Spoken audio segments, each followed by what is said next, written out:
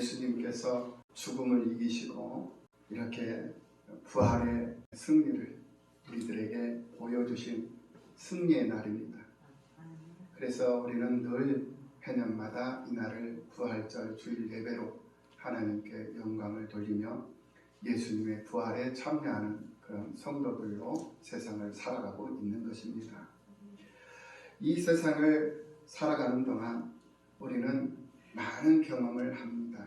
그런 경험들이 과연 하나님께서 기뻐하시는 경험일까, 기뻐하시지 않는 경험일까, 이것을 우리는 생각해 보지 않을 수가 없습니다. 우리가 생각을 하면 무엇을 생각하느냐에 따라서 우리는 반드시 행동으로 표현이 되게 되어 있어요. 말로서도 표현이 되고 그 말로 표현이 된 표현들은 행동으로 나타나게 되고 그 나타난 행동들은 그 사람의 인격과 인품을 만들어내는 것입니다. 그래서 우리가 무엇을 생각하면서 경험을 하느냐, 이게 굉장히 중요한 것이거든요. 그래서 오늘 이 아침에 우리는 하나님의 이 독생자 그리스도 예수께서 우리를 위하여 십자가에 모진 고난 다 당하시고 우리의 질고를 그대로 짊어지시고 우리를 대신해서 십자가에 죽으시고 성경대로 3일 만에 살아나셨다라는 이 생각을 하며 그 부활의 주님을 기억을 하고 생각을 하면서 그 주님을 노래하면서 그 주님 앞에 감사할 수 있는 그런 삶을 살아갈 때 우리의 삶이 그런 삶으로 변화되는 역사가 있을 줄로 믿습니다. 예수님께서 부활하심으로 승리하신 이 날에 오늘 우리는 예수께서 부활하신 것 때문에 우리가 다시 해석을 해야 할 것들이 있어요. 다시 우리가 해석을 하고 평가해야 할 것들이 있다라는 것입니다. 그래서 오늘 말씀의 주제가 부활되셨기에 재해석되어야 할 것들에 대해서 우리가 한번 생각을 해보며 은혜를 나누고자 하는 것입니다. 그 중에 첫 번째가 바로 예수님께서 부활하셨기 때문에 우리는 마귀를 다시 재해석을 하고 재평가를 해야 되겠다라는 말씀을 드립니다. 하나님께서는 아담과 하와를 만드시고 그들에게 에덴 동산에 있는 모든 것을 다스리고 먹으라 라고 말씀을 하시고 단 한 가지 선악과만큼은 먹지 말아라 라는 에덴의 율법을 허락해 주셨어요. 율법이라는 것이 무엇입니까, 여러분? 율법이라는 것은 하라는 것과 하지 말라는 것을 제시해서 그것을 지키라는 거예요. 그래서 하라는 것은 우리가 누리라는 거예요. 우리가 누리고 그리고 우리가 받아들이라는 거예요. 추구하라는 거예요. 따르라는 거예요. 그리고 하지 말라는 것은 버리라는 것입니다. 추구하지 말아라, 버려라, 따라서 하면 안 된다라는 거예요. 그래서 우리는 추구할 것과 버릴 것을 가지고 세상을 사는 그런 삶을 살아가는 존재들이에요. 그래서 하나님께서 아담과 하와를 사랑하시기 때문에 그들에게 기준을, 삶의 기준을 제시하시면서 하라는 것과 하지 말라는 것을 보여주신 거예요. 그래서 생명나무의 과실을 먹어야 되고 그리고 각종 실과의 과실을 먹어야 돼요. 생명나무의 과실은 우리의 영혼이 살아야 되기 때문에 필요한 양식입니다. 그리고 우리가 육신의 건강함도 하나님께서 주신 이 육신을 잘 관리해야 할 의무가 있는 거예요. 책임이 있어요. 그래서 몸 관리를 잘해야 되는 것이 하나님이 내게 주신 선물이기 때문에 그런 것이거든요. 그러면 몸 관리를 잘하는 것이 뭐냐? 각종 실과를 잘 거룩거룩 먹어서 건강을 유지하고 건강한 삶을 살아갈 수 있도록 하는 것이 하나님의 말씀대로 살아가는 사람들의 모습인 거예요. 그리고는 선악과는 먹지 말아라고 했어요. 선악과를 왜 먹지 말라 했냐면 우리를 판단하고 우리를 심판하는 이는 오직 하나님, 예수 그리스도밖에 없어요. 그래서 무엇이 선이고 무엇이 악인가 이것을 기준점을 제시를 하고 그것이 선하다, 그것이 악하다라고 판단하고 심판하실 권세를 가지고 계시는 오직 예수 그리스도 한 분뿐이다라는 거예요.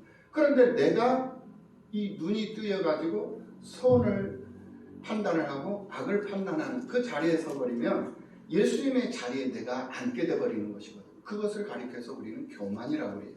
그래서 하나님께서 인간들에게 선악을 알게 하는 나무의 과실은 먹지 말아라 라고 하는 그런 세 가지, 두 가지는 해야 할 것, 한 가지는 하지 말아야 할 것, 이 세 가지를 에덴 동산에다가 놓았던 거예요. 그것을 가리켜서 우리는 에덴의 율법이라고 해요.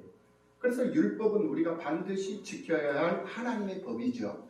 그래서 이 아담과 하와는 그 율법을 지키면서 에덴 동산에서 천국 생활을, 왕국 생활을 이렇게 해야 할 그러한 복을 부여받았던 거예요. 하나님의 은혜를 입었던 거예요. 그런데 사탄 마귀들에 의해서 이 유혹을 받아가지고 아담과 하와는 먹지 말아야 할 선악과를 먹어버린 거예요.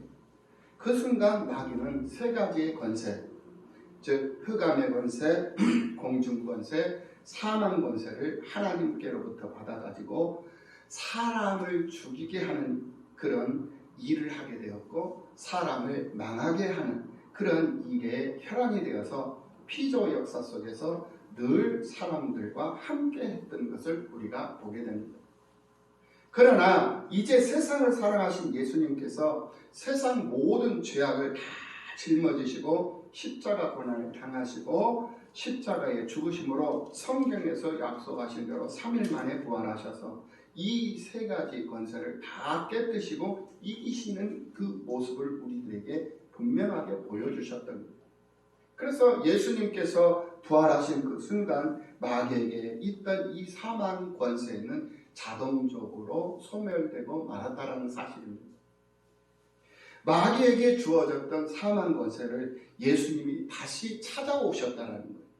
예수님께서 부활하심으로써 다시 회복을 시켜주셔서 다시 되찾아오신 이 사건이 오늘 이 부활의 사건이다 라는 이 말씀, 이 말씀을 믿으시기를 예수님의 이름으로 축원합니다. 그러므로 마귀는 이제 더 이상 우리에게서 무서운 존재가 아니에요. 마귀는 어떤 존재냐? 더러운 존재, 그냥 더러운 존재. 더럽기 때문에, 상대가 더럽기 때문에 우리가 피해야 하고 우리가 멀리해야 하는 그런 존재가 되었다. 무서워서 우리가 피하는 것이 아니라 더러워서 피하는 존재, 그런 존재가 돼버리고 말았다라는 거예요. 마귀는 지금도 우리 몸에 들어와서 우리에게 더러운 병을 줍니다. 더러운 생각, 나쁜 생각을 갖게 해요. 더러운 죄를 짓게 하고 우리를 피폐하게 하고 우리를 망하게 하는 그러한 역할을 감당하는 이가 바로 마귀들입니다. 그래서 마귀의 특성은 하나님의 사람들로 어떻게 하면 하나님과 떨어져 있고 하나님과 멀어지게 할까, 하나님을 멀리하게 할까 하는 그런 연구만 끊임없이 하는 것이 마귀예요. 그러므로 이제 이 마귀는 우리에게 있어서 무서운 존재가 아니라 더러운 존재이기 때문에 우리는 예수의 이름을 힘입고 이 마귀를 내쫓아 버려야 한다는 거예요.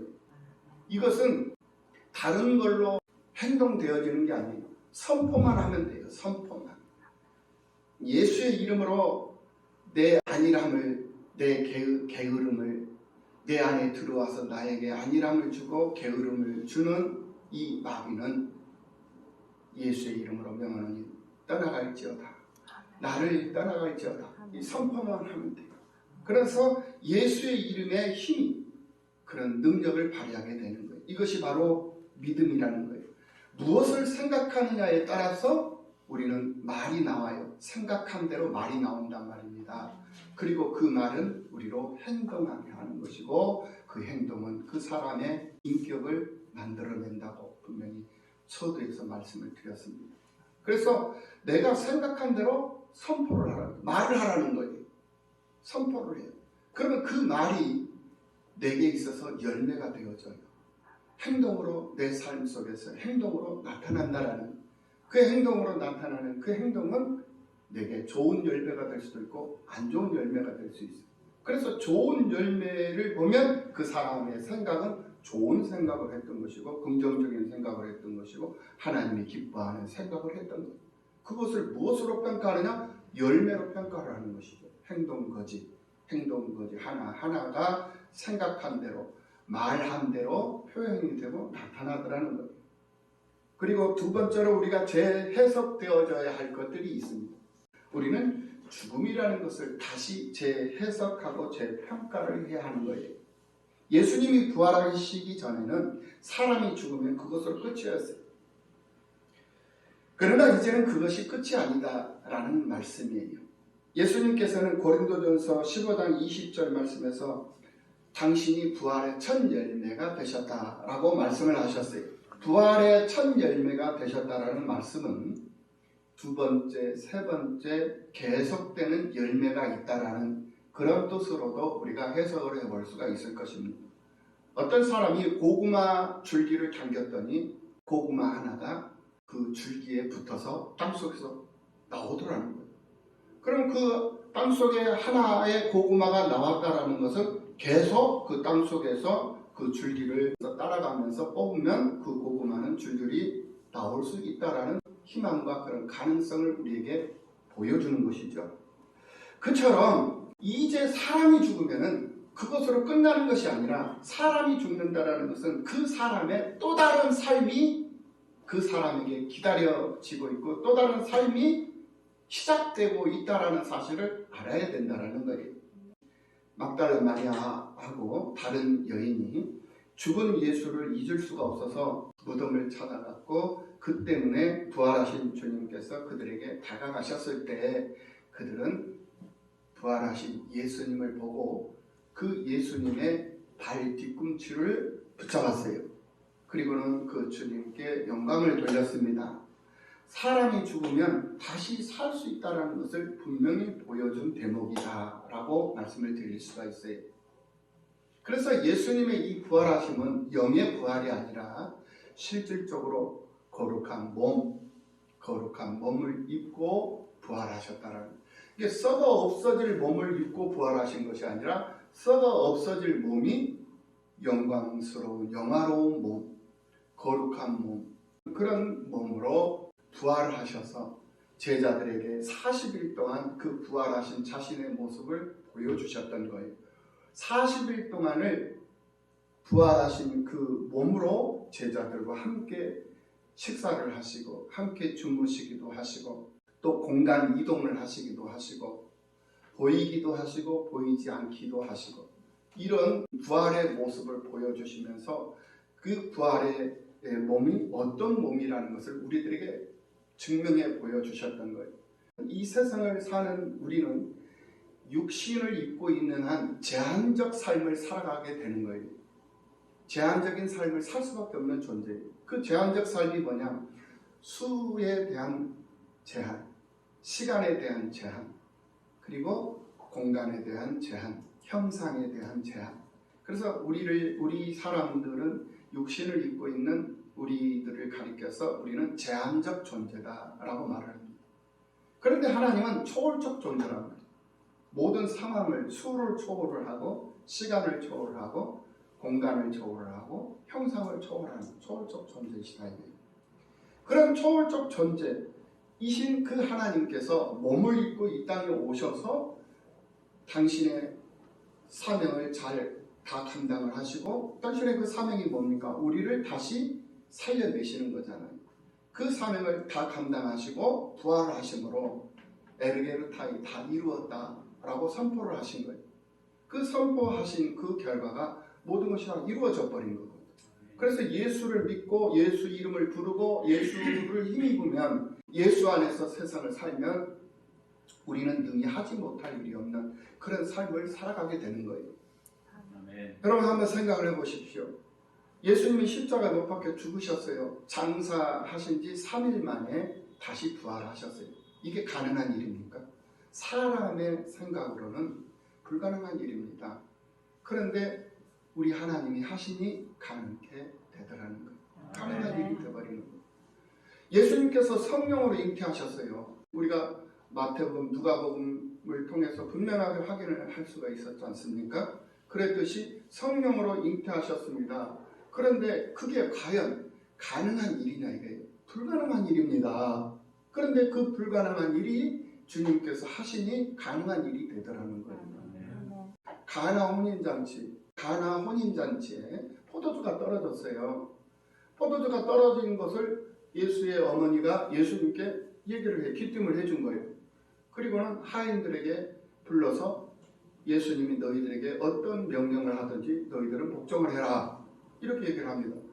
그러니까 예수님께서 하인들을 불러가지고, 야, 여기에 돌 항아리들이 6개가 있는데 이 항아리들에다가 너희들 물 좀 갖다가 부어라, 채워라 라고 하니까 하인들이 그 말대로 물을 갖다가 채웠어요. 그 채워진 것을 다 보시고는 예수님께서 다시 하인들에게, 야, 그 항아리 속에 들어있는 그 물을 떠다가 연회장이라는 것은 연회를 책임지고 있는 대장이에요. 연회장에게 갖다 줘라. 그래, 연회장에게 그 물을 떠서, 예, 알겠습니다 하고 물을 떠서 연회장에게 갖다 주는데 그 물이 포도주로 변하는 거예요. 이게 가능한 일입니까? 불가능한 일이에요. 그런데 예수님께서 하시니까 어떻게 되더라? 가능한 일이 되버리더랍니다. 그러니까 내가 하면 불가능합니다. 내가 하면 할 수 있는 일이 없어요. 그런데 우리 주님이 하시니까 되더라는 거예요. 할렐루야. 내가 하려고 하지 마세요. 내 지식으로, 내 힘으로, 내 경험으로.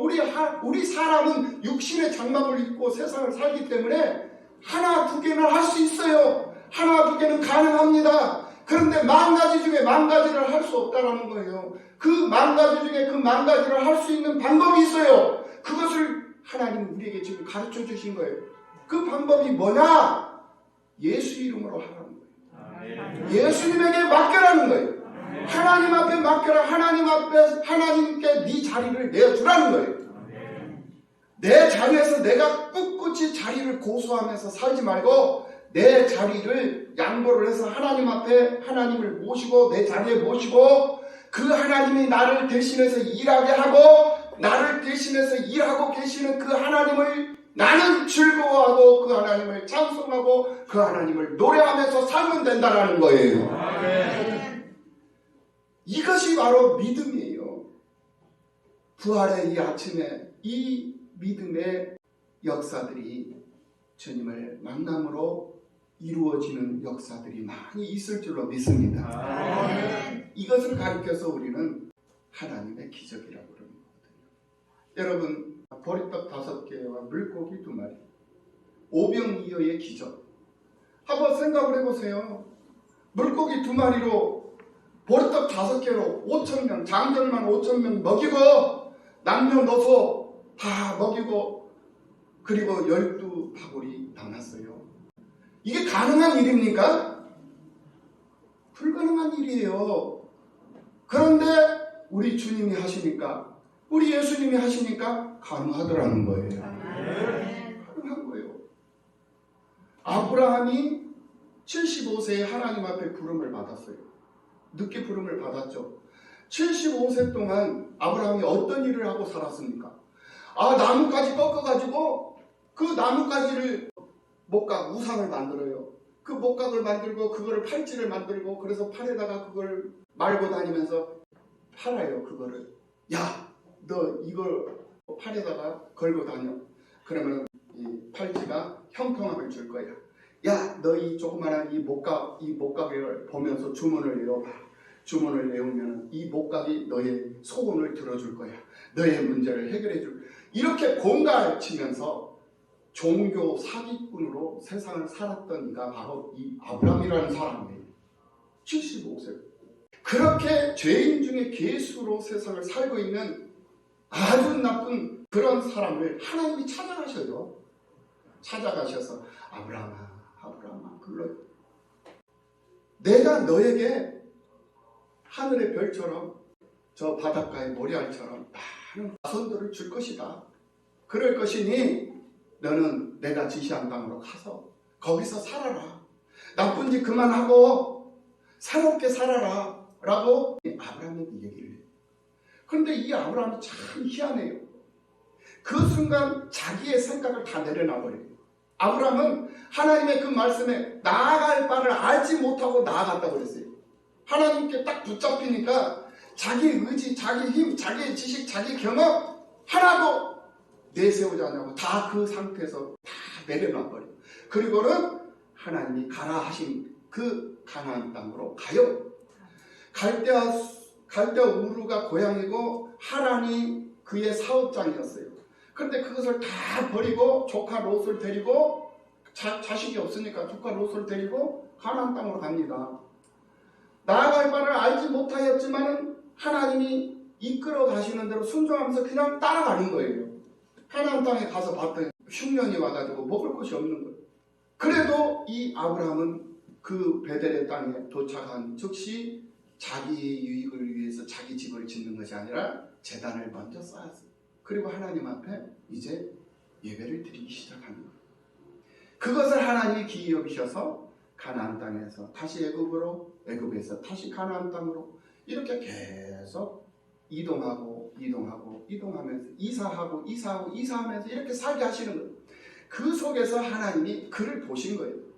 그런데 그를 보시는 그 믿음의 아브라함의 믿음이 변함이 없는 거예요. 흔들림이 없는 거예요. 가는 곳마다 예배자로서 가는 곳마다 제단을 쌓고 하나님께 먼저 영광을, 하나님이 우선이 된 삶을 살더라는 거예요. 그 모습을 하나님은 기이 여기시는 거예요. 그래서 25년 동안 그를 테스트하고 그를 이끌어서 100세의 아들을 낳게 하십니다.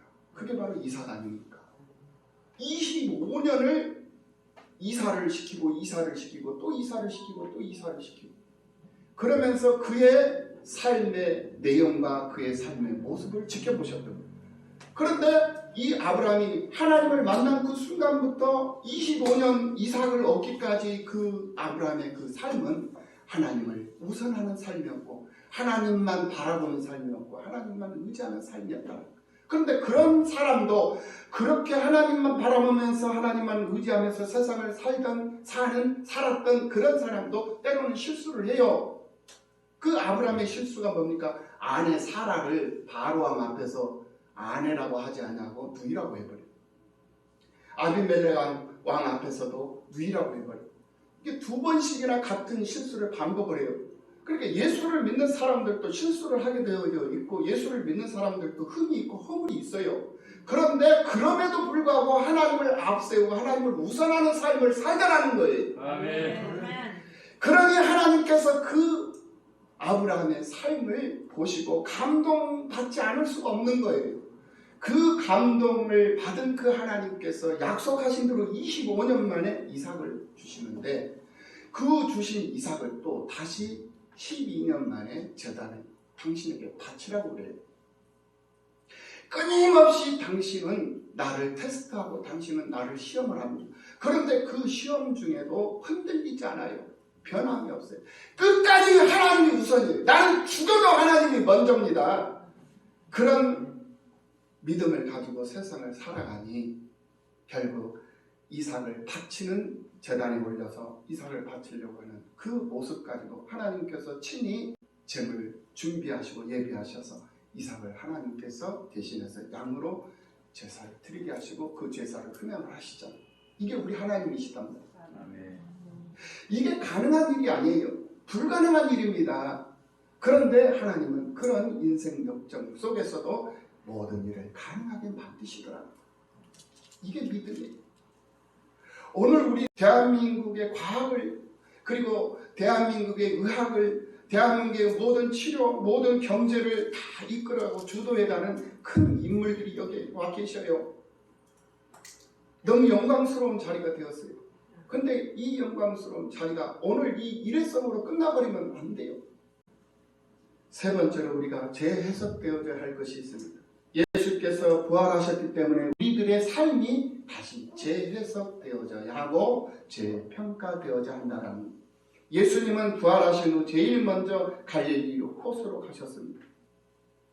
잠깐 무덤을 찾아왔던 여인들을 예수님께서 먼저 만나시는데 그 여인들이 부활하신 예수님의 발을 붙잡고 경배를 했다는 이것은 예수님께서 영적으로 부활하신 것이 아니라 실제적인 육신으로 영원히 죽지도 않고 영원히 썩지도 않는 그런 영화로운 몸으로 부활하셨다라는 증거예요. 그러면서 무서워 말라. 가서 내 형제들에게 갈릴리로 가라 하라. 거기서 나를 보리라 라고 말씀을 하셨습니다. 부활하신 예수님께서 제일 먼저 갈릴리로 가신 이유가 있었어요. 그 이유가 뭐냐?